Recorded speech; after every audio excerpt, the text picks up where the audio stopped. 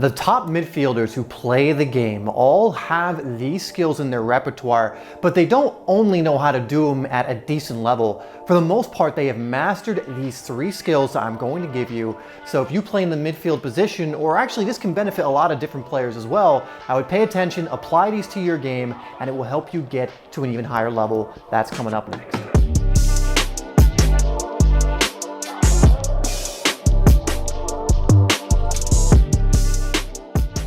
Before we get into it, this is Simplysoccer. My name is Dave. If you are new to the channel, where we are releasing videos every single week to help you improve your game and stand out on the pitch. If you haven't gotten my free ebook, Game Changer, get that down below in the description. It is a 50+ page free ebook that is filled with so much value, different training, drills, a bunch of different stuff. So I just want to make sure you get that if you haven't already. Now, without further ado, let's get into the very first one, going in reverse order with number 3. And number 3 is their awareness is through the roof. If you look at some of the best players in the midfield, we can use, for example, Kevin De Bruyne. You'll notice that they almost never get caught off guard, even when they're in tight space. Now, it might happen every now and then. They are playing against other, usually elite level players. But for the most part, they always know what's around them. They know where their teammates are, they know where their opponents are, and they also know where the space is and how things can move. They have the IQ to know how things can shift and still be able to retain the ball, make the right pass, make the right decision.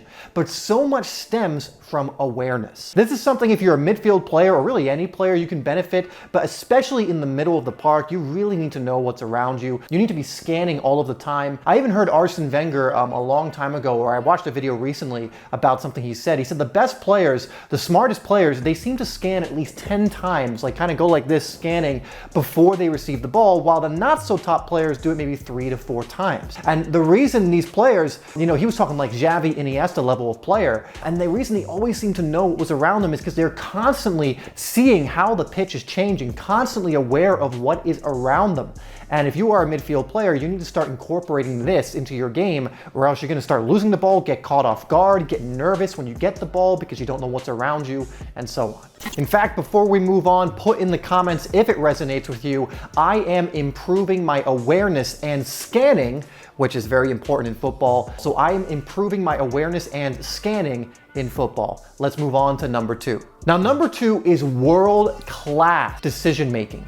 All of the top midfield players have world-class decision-making because, again, you could be aware of what your options are, but it doesn't necessarily mean you'll choose the right option. The reason players like Kevin De Bruyne are so amazing is not only his awareness and his ability on the ball and his technique, but he makes amazingly good decisions more often than not. A lot of times he'll play simple and safe, but he also knows when to try that riskier ball, that move, that cross, that shot, or whatever else it is. And he really makes decisions that cause a huge impact in the game in favor of his team. That's why he's such a dangerous player. He knows when to cross the ball in dangerously, what space to put it in, and has the technique to execute. He knows when to shoot and when to pass, when to dribble, when to calm things down, when to speed things up. And these are things you need to start really incorporating into your own game, making the right decision more times than not. And sometimes playing safe all the time is not the right decision. It's not that hard for a player who's a good player to play safe most of the time and keep the ball most of the time. Now,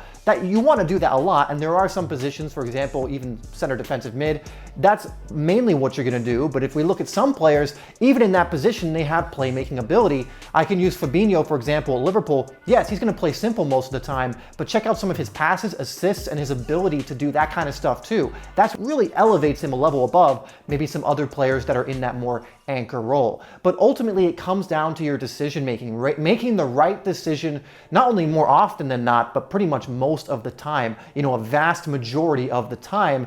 And this includes even when you're playing dangerous balls, you're taking shots, you're dribbling, or whatever else. So if you're enjoying this video so far, or you've gotten something out of it so far, please hit that like button, and we'll move on to number 1. And number 1 has to be, they are multi-dimensional.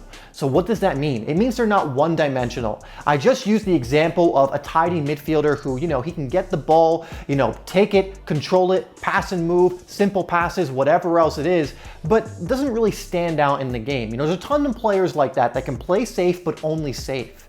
That's not really being multidimensional. It's really one-dimensional. You don't really have anything else in your repertoire, like maybe being creative, being able to thread that through ball that puts your teammate in behind, scoring a goal, being dangerous. Again, I keep using Kevin De Bruyne as an example because I think he's one of the best in this position as a midfielder. Is he not only can do that simple stuff at a world-class level, keep the ball and play safe, but he can play in dangerous crosses. He can beat players one-on-one. He can score amazing goals, be incredibly creative with his passing, has amazing passing range. Basically, it's hard to see what he can't do. And the more just things you have mastered in the middle of the park, the more dangerous a player you are, because if they know you're just gonna play safe all the time, well, then they know you're not gonna be much of a threat and they can prepare for that. But when you come up against a player like Kevin De Bruyne, when you come up against a player that is multifaceted, not only could they thread that amazing through ball, but they could also beat you one-on-one. They could also shoot and score. They could also whip in a dangerous cross. They could also play simple. Well, now the defender doesn't know exactly what to show that player onto. It doesn't really know exactly how to handle that player